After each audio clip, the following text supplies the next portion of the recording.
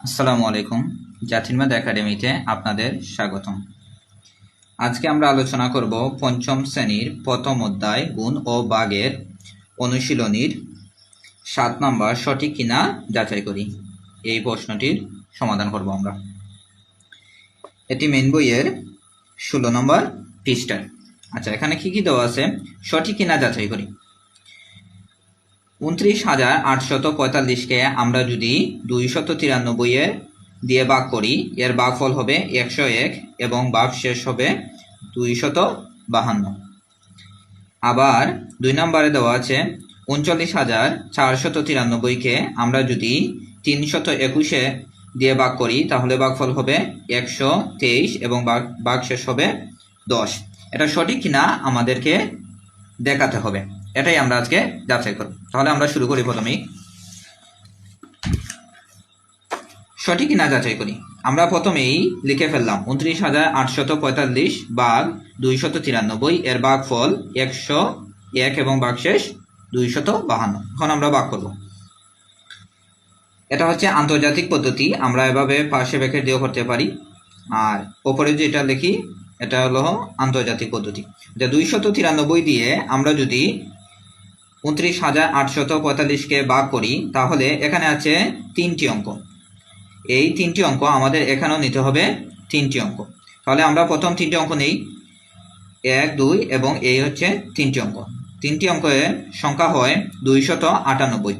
আমরা 293 দিয়ে যদি 298-কে ভাগ করি তাহলে 298 একবার যায়, যার কারণে আমরা উপরে ভাগফলটা লিখলাম 1 এবং 293টা নিচে লিখলাম।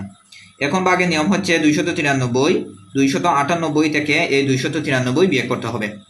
8 থেকে যদি আমরা 3 বিয়োগ করি তাহলে থাকবে 5, 9 থেকে 9 চলে গেলে 0, 2 থেকে 2 চলে গেলে 0। যেহেতু এটা বাম দিকে তাহলে আমাদেরকে শূন্যগুলা বসাতে হবে না। এখন আমরা প্রতিবার একটি করে অঙ্ক নামাতে পারবো, একটি করে নিচে অঙ্ক নামাতে পারবো। তাহলে আমরা প্রথমে একটি অঙ্ক নামালাম। এই 4টাকে আমরা যদি নামাই তাহলে হবে 54। 293 দিয়ে আমরা 54-কে ভাগ করতে পারি না, কারণ হচ্ছে 293 বড় এবং 54 হচ্ছে ছোট। তাহলে আমরা এখানে কোনোবারই যায় না, তাই আমরা এখানে দিব 0। যেহেতু আমরা এখানে 0 দিয়েছি, 0 বার গিয়েছে, তাই আমরা উপরেও লিখলাম 0। এখন 54 থেকে 0 বিয়োগ করলে থাকবে 54ই থাকবে। এখন আমরা আরেকটি অঙ্ক নামাবো। এখানে আছে 5, আমরা 5কে নামালাম। এখন সংখ্যাটি হলো 545। 545-কে আমরা 293 দিয়ে যদি ভাগ করি তাহলে এই 545-এর মধ্যে 293 একবার যায়। যেহেতু একবার যায়, 2বার যদি যায় তাহলে 545-এর চেয়ে বড় হয়ে যাবে, তাহলে আমরা 2বার নিতে পারবো না। আমরা একবার নেওয়ার কারণে আমরা লিখলাম 293। এখন আমরা 545 থেকে 293-কে বিয়োগ করব। আমরা যদি বিয়োগ করি তাহলে 5 থেকে 3 চলে গেলে তাকে 2, 4 থেকে 9 যাবে না, তাই আমরা পরের ঘর থেকে আনলাম 1 হলো 14, 14 থেকে 9 চলে গেলে তাকে 5, এখানে লিখলাম 5। এখানে থাকলো 4, 4 থেকে 2 চলে গেলে থাকলো 2। যেহেতু একবার গিয়েছে তাই আমরা ভাগফলে লিখলাম 1। এখন আমরা যদি দেখি এখানে ভাজকটা হচ্ছে 293 এবং ভাগফলটা হলো 101 এবং ভাগশেষটা হচ্ছে 252। 252-কে আমরা আর 293 দিয়ে ভাগ করতে পারবো না, তাহলে এখানেই আমাদের ভাগশেষ বেরিয়ে গেল। এখন আমরা সুতরাং দিয়ে লিখব 29,845-কে আমরা যদি 293 দিয়ে ভাগ করি, এর ভাগফল হলো 101 এবং ভাগশেষ 252। সুতরাং প্রদত্ত উক্তিটি সঠিক।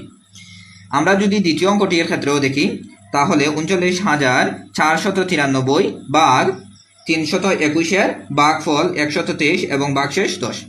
আমরা প্রথমে 39,493-কে 321 দিয়ে ভাগ করি। প্রথমে 3টি অঙ্ক নিব, যেহেতু এখানে 3টি অঙ্ক আছে, 3টি অঙ্কে একবার যায়। তাহলে আমরা প্রথমে 321 লিখলাম আর ওপরে লিখলাম 1।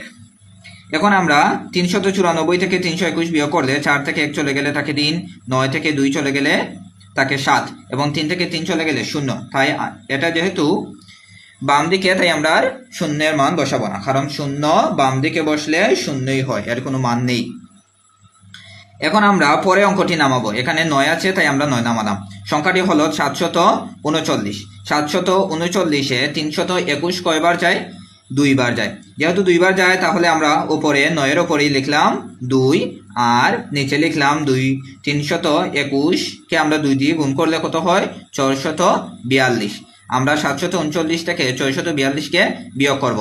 9 থেকে 2 চলে গেলে 7, 3 থেকে 4 যাবে না, তাই আমরা পরের ঘর থেকে 1 আনলাম, হলো 13। 13 থেকে 4 চলে গেলে থাকে 9, এখানে 6, 6 থেকে 6 চলে গেলে 0। 51 বিয়োগ করে থাকলো 97, এবং একটি পরের ঘর থেকে আমরা যদি এই 3কে নামাই, তাহলে হলো 993। 973। এই 973-এ 321 কয়বার যায়? 3 বার যায়। যেহেতু 3 বার যায়, 3 বার গিয়ে হয় 963। আমরা উপরে লিখলাম 3 আর নিচে লিখলাম 963। আমরা এখন 973 থেকে 963 বিয়োগ করব। 973 থেকে 963 বিয়োগ করলে থাকে 10, যেমন 3 থেকে 3 চলে গেলে 0। এখানে যেহেতু এটা ডান দিকে আছে, তাই আমাদের অবশ্যই 0 বসাতে হবে, কারণ এখানে শূন্যের মান আছে। 7 থেকে 6 চলে গেলে থাকে 1, 9 থেকে 9 চলে গেলে 0। সুতরাং 39,493 ভাগ 321 এর ভাগফল 123, ভাগশেষ 10। সুতরাং প্রদত্ত উক্তিটি সঠিক। আমি 3 নং সমাধানটি যদি দেখি, তাহলে 95,500-কে আমরা যদি 186 দিয়ে ভাগ করি, তাহলে এর ভাগফল হবে 523, ভাগশেষ হবে 222। আমরা জানি ভাগশেষ ছোট এবং ভাজক বড় হয়। এখানে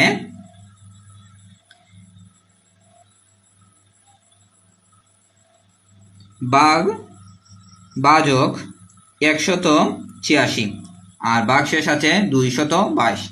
দেখেন এখানে ভাজকটা ভাগশেষ থেকে ছোট, যেহেতু ভাগশেষ